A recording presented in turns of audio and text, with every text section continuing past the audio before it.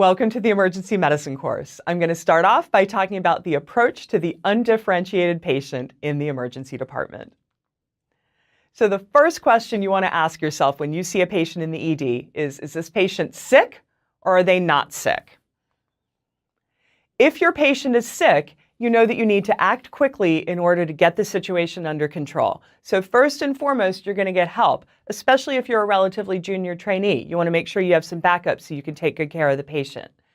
You want to also prioritize your sick patients over your not sick patients. Clearly, the ones who have life threats should get cared for first. You want to rapidly assess the patient so you can get to the bottom of what's going on. But you want to simultaneously stabilize them at the same time as you're treating them so that you can start making them feel better and decrease the likelihood that they're going to have a bad outcome. And you want to expedite their diagnostic workup and management. So when somebody's sick, you really want to get to the bottom of what's going on as quickly as you possibly can. When we assess the acutely ill patient, we're going to start off with the goal of identifying and treating immediate life threats. That's going to be the mantra we repeat to ourselves while we're taking care of this patient. And we're going to accomplish that by performing an A, B, C, D assessment on each and every patient, each and every time. Whenever somebody's sick, we want to say, oh my. That stands for oxygen, monitor, and IV access. Oxygen, obviously, to help with breathing, monitor so we can keep tabs on what's going on with the patient, and IV access so we can treat them if they need it.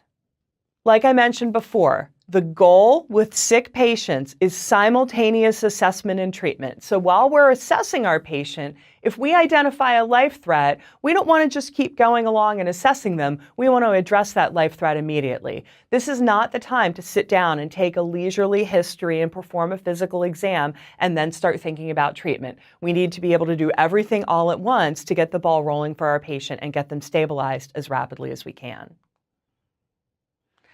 So we're going to start off talking about the ABC assessment. And as you've probably heard before, ABC stands for airway, breathing, and circulation. When we think about the airway, clearly anybody who's talking, that's a good sign. They have a patent airway. But even for a patient who's able to speak and phonate normally, they could possibly have future airway obstruction, and we want to be prepared to deal with that. So look for signs of edema, either in the face or the pharynx. Look for blood, vomit, or other foreign material in the airway, and listen to their breathing, not with a stethoscope, but just with your naked ear. Anytime a patient is breathing in a way that's noisy or easily audible, that's obstructed breathing, and the louder it is, the more concerned that you should be. Regarding breathing, the best thing we can do is just get a gestalt sense of how hard the patient is working to breathe. If the patient is using the muscles in their neck and in their chest, and if they're doing push-ups when they try to breathe, those are all signs that they could potentially have impending respiratory failure because they're not going to be able to maintain that high level of work of breathing indefinitely. We want to listen to their breath sounds. And we want to check their pulse ox. The pulse ox is the single most important vital sign for breathing. The whole purpose of the lungs is to get oxygen into the bloodstream. And even if the patient looks and sounds great, if they're hypoxic, you've got a problem with B. Lastly, we want to check circulation. So part of circulation is just a general gestalt look at the patient. If the patient is maintaining well and they're nice and pink, that's a really good sign that they're perfusing their brains and the rest of their bodies adequately. Whereas if they're pale, cyanotic, altered, they may potentially not be perfusing as well as we'd hope. We also want to feel peripheral pulses. Now, clearly, a patient who's awake and talking to you obviously has a carotid pulse, right? They must be perfusing their brain. But if they have a weak or absent peripheral pulse, that's something that we want to be aware of because that could tell us potentially that they're not perfusing the periphery as well as we'd hope.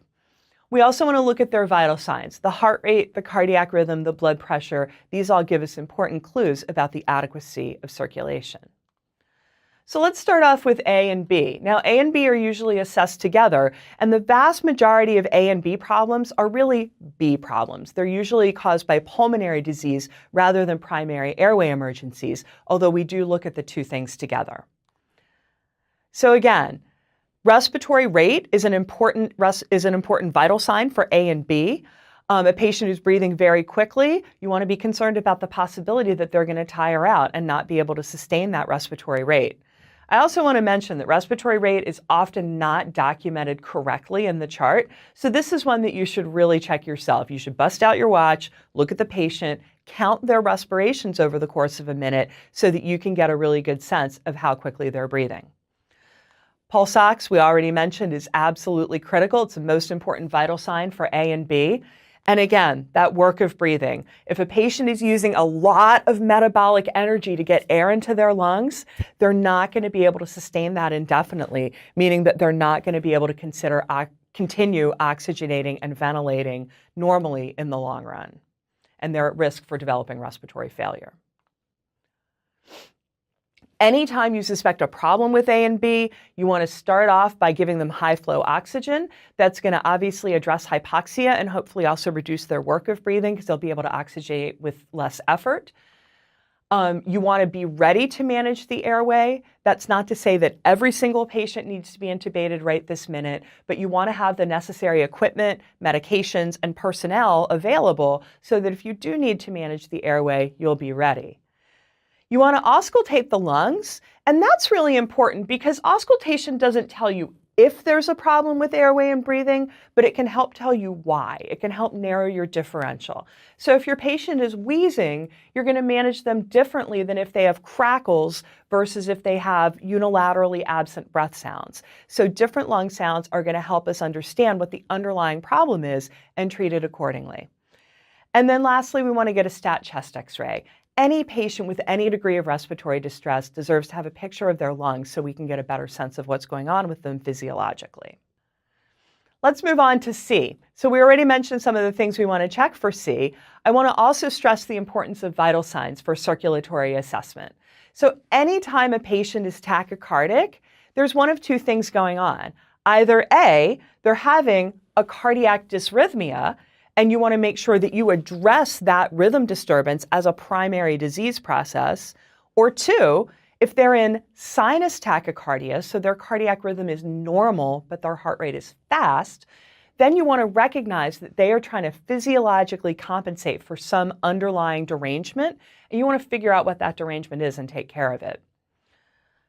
Blood pressure is kind of like pulse ox, right? It's the bottom line on circulation. It's the bottom line for C. The whole point of the circulatory system is to send blood to the vital organs. And if your blood pressure is low, then the perfusion pressure for those vital organs is going to be low, meaning that your circulation is inadequate. So even for a patient with a normal heart rhythm and rate, if they're hypotensive, we have a C problem and we need to take care of it.